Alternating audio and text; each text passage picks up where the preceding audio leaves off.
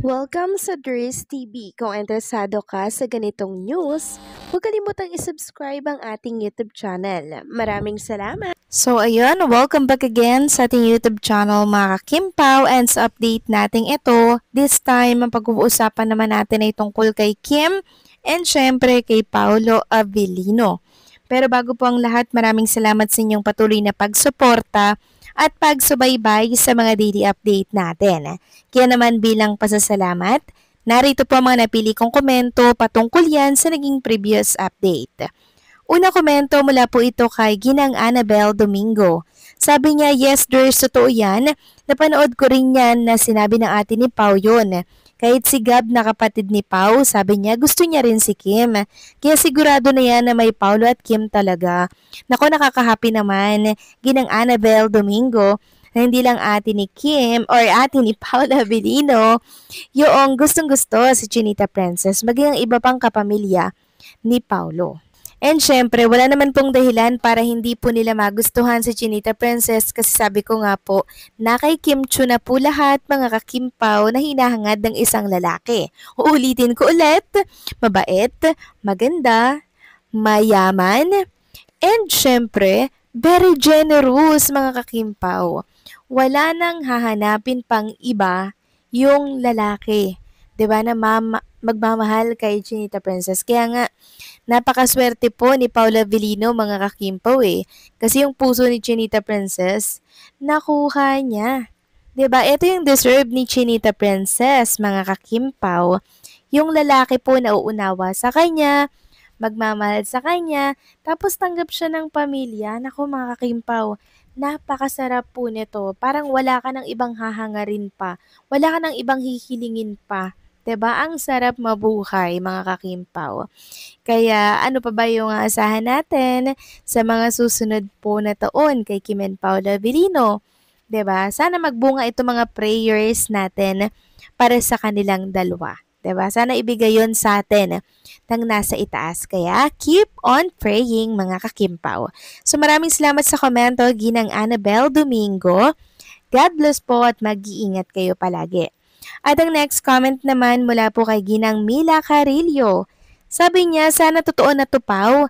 Kasi masaya kami sa Kimpaw, mga solid senior. Thank you sa ayuda ng Kimpaw. Support lang kami sa Kimpaw.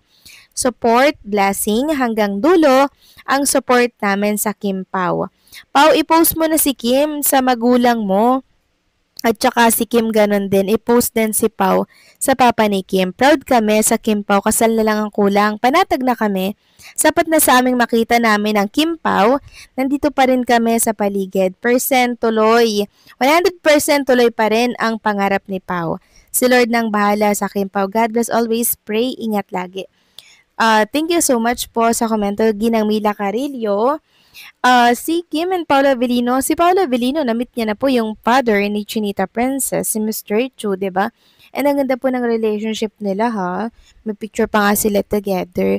And for sure, nag-usap na sila niya. Nag-uusap na sila niya na, syempre, off ka mga kakimpaw. Hindi naman kailangan pang ipangalandakan yan sa mundo ng social media or sa publiko kasi nga po ang gusto ni Paula Avellino ay private lang, 'di ba? Gusto nila, sila lamang yung nagkakaintindihan, mga kakimpaw. Tayo naman, basang-basa natin yung mga galawan ni Kim and Paula Avellino. Kahit itago nila yan, alam na po natin kung anong meron sa kanila. At yun ay ang malalim na relationship nila sa isa't isa. So maraming salamat sa komento, Ginang Mila Carillo. God bless and mag-iingat kayo palagi. So ito na nga, pag-usapan na natin ang mga balita po na nakalap natin sa araw na to ng Martes at sana po'y nasa maayos lang kayo na kalagayan, lalo na't masama po ang panahon sa iba't ibang panig po ng ating bansa dahil sa bagyo po, kaya mag-iingat kayo, no?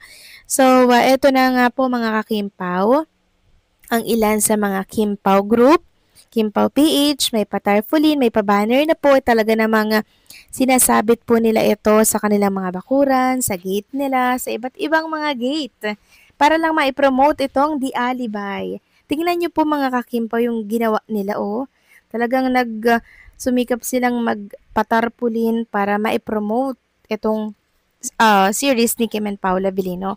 And then, may announcement po si Kim Chu kani-kanina lamang. Sabi niya, hashtag the Alibay day to day. 4 p.m. and Trinoma for the screening and MediaCon. Nervous but feeling excited and grateful. Moment! This is it. Download the Prime Video app for 149 pesos to watch the Alibay. So, ninenervyos daw si Chinita Princess, mga kakimpaw, sa magaganap mamayang 4 p.m. Bakit naman ninervyosin yan, di ba? Pasabog ba yung inyong Siguro may pasabog sila mga kakimpaw, no? Kasi ang mangyayari mamaya, Grand Lunch, November 4, Tuesday, Trinoma, Cinema 6, 3 p.m. Blue Carpet Premiere. Tapos 6 p.m. media conference. So ayan, medyo matagal-tagal. 3 and 6:30 p.m. So may live naman sila sa Facebook and syempre sa ABS-CBN, Dreamscape, Kapamilya TFC, ABS-CBN Entertainment. Magla-live sila mamaya. Kaya kung gusto nyo pong mapanood yung kaganapan dyan, yan, sundan nyo po yung mga social media account na yan na kung saan magla-live. Samantalang next topic naman tayo, pag-usapan natin ang tungkol nga dito sa petition ng ibang mga fans tungkol dito kay Paolo Abilino. Ano ba yung pinipetisyon nila for Paolo? Walang iba kundi po yung hair ni Paolo, yung dating hair daw ni Paolo. Di ba kulot ngayon si Paolo Abilino dahil nga po dun sa series nila na The Alibay. So ngayon ang gusto naman ng mga ibang fans ay straight kasi mas pogi daw doon si Paolo Abilino. Sabi nga ni Karen Chua, pwede ba mag-petition? Ibalik na ganyan hair ni Paolo, hindi bagay ang curly tops. Bagay naman kay Paula Abilino, pero syempre mas pogi siya dito sa mahaba yung hair niya tapos medyo straight, 'di ba? Ibabalik din 'yan. Relax ka lang. Kasi 'di ba, nung nakaraan nagtitaping pa sila for The Alibay. Tatapusin lang syempre nila yung series na The Alibay, tsaka ibabalik ni Paula Abilino yung previous look niya. So wait lang tayo, chillax lang at i-enjoy natin itong si Vincent. 'Di ba? Si Vincent ng The Alibay. Relax lang, ibabalik yan ni Paolo Abilino. Sino bang may gusto ng kulot, 'di ba? Syempre kahit si Paolo, ayaw niya ng kulot. 'Di ba? Syempre mag-aano lang yan para sa eksena. Ang hirap kayang suklayin ng kulot mga kakimpaw, no? Pero maganda naman kay Paolo. Yan nga lang, mas pogi siya kung medyo straight yung hair niya. 'Di ba mga kakimpaw? Si Kim Chu nga nagpagupit ng buhok para sa series na The Alibay. So, si Paolo naman, nagpakulot siya. Siyempre, para bumagi sa kanya, yung kanyang karakter dito sa The Alibay. Okay? Kaya supportahan natin yan. So, mamaya ha, kita-kita tayo sa live, 3 p.m. Blue Carpet Premiere, 6:30 p.m. Media Conference. So, wag kayong mawawala mga kakimpaw ha.